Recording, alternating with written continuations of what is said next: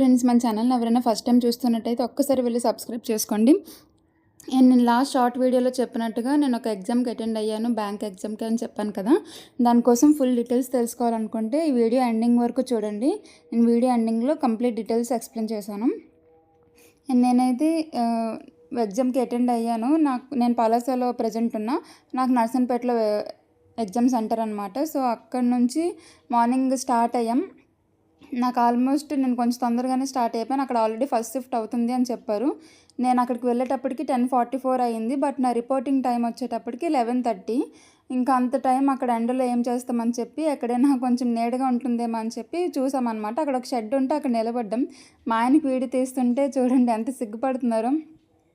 Please నువ్వు వేటైనా చేసుకుని నన్ను మాత్రం వీడియోస్ తీయకు అని చెప్పి రిక్వెస్ట్ చేస్తున్నారు.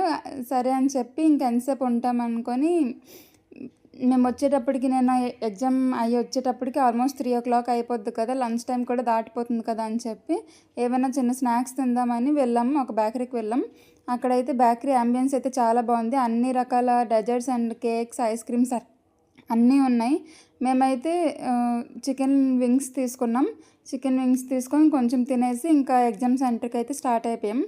ఎగ్జామ్ విషయానికి వస్తే నేను రాసింది అయితే ఐడిబిఐ బ్యాంక్ ఎగ్జామ్. ఐడిబిఐ అనేది కంప్లీట్ గవర్నమెంట్ కాదు, అలా అని కంప్లీట్ ప్రైవేట్ కూడా కాదు, సెమీ గవర్నమెంట్ అనమాట. సో మనకి కొన్ని పోస్ట్స్ అయితే రిలీజ్ చేశారు. టోటల్ 1300 పోస్ట్స్ రిలీజ్ చేశారు. అందులో 200 పోస్ట్స్ అయితే అసిస్టెంట్ మేనేజర్కి రిలీజ్ చేశారు. 1100 పోస్ట్స్ అయితే జూనియర్ అసిస్టెంట్ మేనేజర్కి రిలీజ్ చేశారనమాట. నేనైతే అప్లై చేసింది అసిస్టెంట్ మేనేజర్కి అప్లై చేశాను. 200 పోస్ట్ తక్కువే ఉన్నాయి, బట్ దానికే అప్లై చేశాను. చూద్దాం వస్తుందో రాదో అని చెప్పి. నేనైతే అస్సలు కొంచెం కూడా ప్రిపేర్ అవ్వలేదు. బట్ మనం ఏదైనా ఎగ్జామ్కి వెళ్తే మాత్రం కొంచెమైనా ప్రిపేర్ అవ్వాలి. యాక్చువల్గా ఫీజు 1050 కట్టాం కదా, మరీ ఎగ్జామ్ అటెండ్ అవ్వకుండా ఫెయిల్ అయిపోతే ఎలా అని చెప్పి ఆ ఉద్దేశంతో అటెండ్ అయ్యాను. బట్ ఎగ్జామ్ ప్రిపేర్ అయితే మనం ఈజీగా మార్క్స్ కొట్టవచ్చు, పాస్ అవ్వచ్చు. నేనైతే ప్రిపేర్ అవ్వలేదు, బట్ అటెండ్ చేద్దామని చేశాను. ఒకవేళ ఎగ్జామ్ పాస్ అయితే నెక్స్ట్ మనకి పర్సనల్ ఇంటర్వ్యూ ఉంటుంది. తర్వాత అది కూడా క్వాలిఫై అయితే మెడికల్ ఫిట్నెస్ చూస్తారు. నెక్స్ట్ ఈ ఎగ్జామ్కి వచ్చేటప్పటికి ఎగ్జామ్ ఫీ వచ్చేటప్పటికి మనకి SC ST కేటగిరీస్కి 250, రిమైనింగ్ కేటగిరీస్ అన్నిటికీ కూడా 1050 ఛార్జ్ చేస్తున్నారు. మెయిన్ ఇక్కడ ఇంపార్టెంట్ పాయింట్ ఏంటి అంటే, ఈ ఎగ్జామ్కి అందరూ అప్లై చేయొచ్చా అంటే అందరికీ ఎలిజిబిలిటీ లేదు. ఎవరైతే పబ్లిక్ ఆర్ ప్రైవేట్ సెక్టర్ బ్యాంక్స్లో వర్క్ చేస్తున్నారో మినిమం 2 years ఎక్స్పీరియన్స్ అని ఉండాలి. 2 years ఎక్స్పీరియన్స్, అది కూడా అసిస్టెంట్ మేనేజర్ గ్రేడ్లో ఆ 2 years ఎక్స్పీరియన్స్ అనేది ఉండాలి. వాళ్ళకు మాత్రమే ఎగ్జామ్కి ఎలిజిబిలిటీ. నేను ఎందుకు ఎంత పర్టికులర్గా చెప్తున్నాను అంటే, లాస్ట్ టైం నా అదర్ బ్యాంక్ కొలీగ్ కూడా అలాగే ఒకసారి ఎగ్జామ్ రాశారనమాట. తనైతే SBI CBO రాశారు.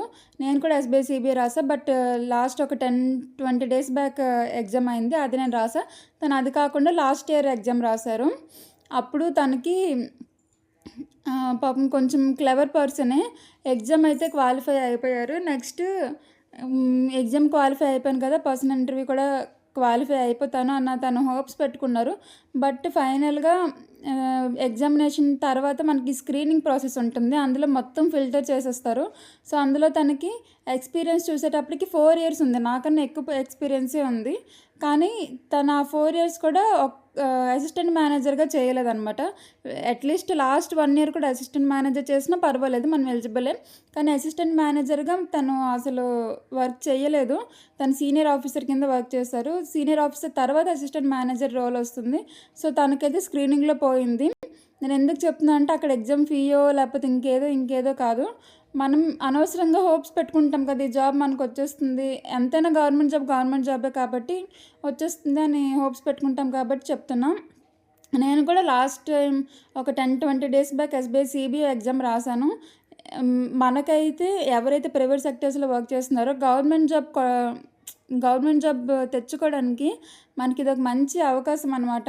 చాలా ఈజీగా ఎగ్జామ్ పాస్ అయిపోవచ్చు. కొంచెం ప్రిపరేషన్ ఉంటే చాలు. మనకి ఫ్రీ ఉన్న టైంలో కొంచెం చదువుకుంటే ఎగ్జామ్ అయితే కొంచెం ఈజీగానే పాస్ అయిపోవచ్చు.